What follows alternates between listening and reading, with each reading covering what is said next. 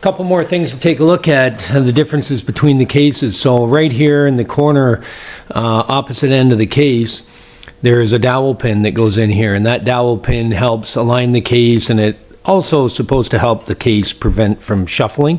So some guys actually cut into the bores here and put in shuffle pins, and that prevents the mains from moving around. And you know, I could have done that, I guess, but you know, you got to draw the line somewhere.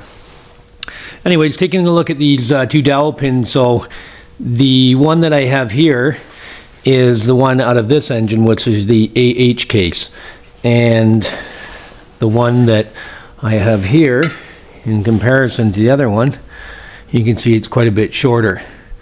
So I'm going to put this one in this case, and then I can position it. And what I'm going to have to do is I'm going to have to put the case together completely, and then center my pin so that the case will completely close. So you always want to check that as a preliminary fit with the case to make sure that it completely closes down. Even put some bolts in it, make sure there's no obstruction. So what I've done on the other side here is I've drilled a hole in this so I can tap it up or down. So if I put the case together and it needs to be up a bit, I can move it in the meantime. So the next thing I'm going to do, and same difference here again on an AE and an AH case. The AE case has a little bit longer studs on it.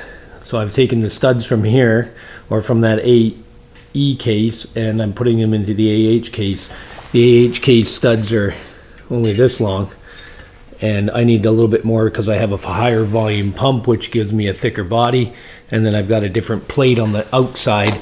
Normally it's a stamped steel tin one or steel one factory, but the one that I'm using is a aluminum aftermarket, and it's got a little bit of a thicker body to it for full flow application. That's what the end of the pump's for. So I'll continue on with the build.